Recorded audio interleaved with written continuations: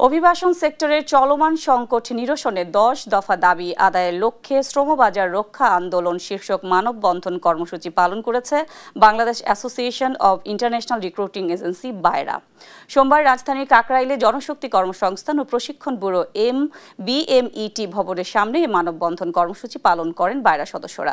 কর্মসূচিতে recruiting licence নবায়ন, Saudi আরবগামী কর্মীদের বহির্গমন ছাড়পত্র বাতিলকৃত 45টি লাইসেন্স পুনর্বহাল ও 50 লক্ষ টাকা জামানত সহ 10টি দাবি তুলে ধরেন তারা। আগামী বৃহস্পতিবারের মধ্যে দাবি মানা না হলে কঠোর কর্মসূচি পালনেরও হুঁশিয়ারি দেন বায়রা সদস্যরা। বিস্তারিত প্রতিবেদনে। দেশের অর্থনীতির অন্যতম প্রধান খাত প্রবাসী আয়। প্রতি বছর 10 লাখের অধিক শ্রমিক বিদেশে যায়। বছরে যার আয় প্রায় $24 বিলিয়ন। কিন্তু নানাবিধ সমস্যার কারণে সংকটে অর্থনীতির গুরুত্বপূর্ণ এই খাত।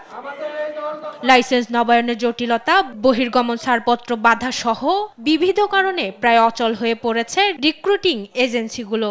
এসব সমস্যা সমাধানের পাশাপাশি রিক্রুটিং লাইসেন্স নবায়ন, মানব পাচার প্রতিরোধ আইন 2012 এবং অভিবাসী আইন 2013 এর বৈধ অভিবাসনের বিপরীত ধারাসমূহ অবিলম্বে বাতিল সহ 10 দফা দাবিতে মানববন্ধন করেছে বায়রা সদস্যরা। এ সময় বক্তারা তাদের দাবি মেনে নেওয়ার আহ্বান জানান। পাশাপাশি আগামী বৃহস্পতিবারের মধ্যে দাবি না মেনে নিলে কঠোর আন্দোলনের হুঁশিয়ারি দেন।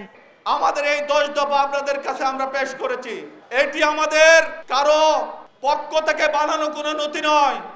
এটা এই দেশের অর্থনীতি চালিকা শক্তি টিকিয়ে রাখার আত্মনাদ।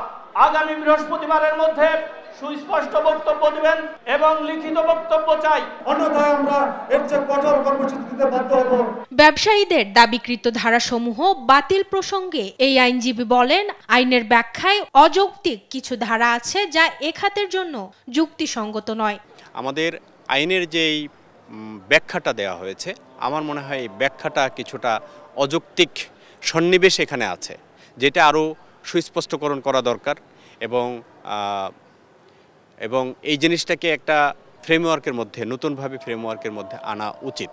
বৈধভাবে যারা যাচ্ছে এবং বৈধভাবে যাদেরকে প্রেরণ করা হচ্ছে শ্রমিকদের, অভিবাসন প্রক্রিয়াটা যেখানে আইনগতভাবে শুদ্ধভাবে হচ্ছে, পরবর্তীতে কোনো ধরনের প্রবলেম হলেও সেটা আমাদের এই অপরাধ হিসেবে গণ্য করা যায় না। তিনি বলেন, অর্থনীতিতে প্রবাসী আয়ের ভূমিকা বাড়াতে এই খাত সম্পর্কিত আইনের সুস্পষ্ট ব্যাখ্যা এবং ফ্রেমওয়ার্ক থাকা জরুরি।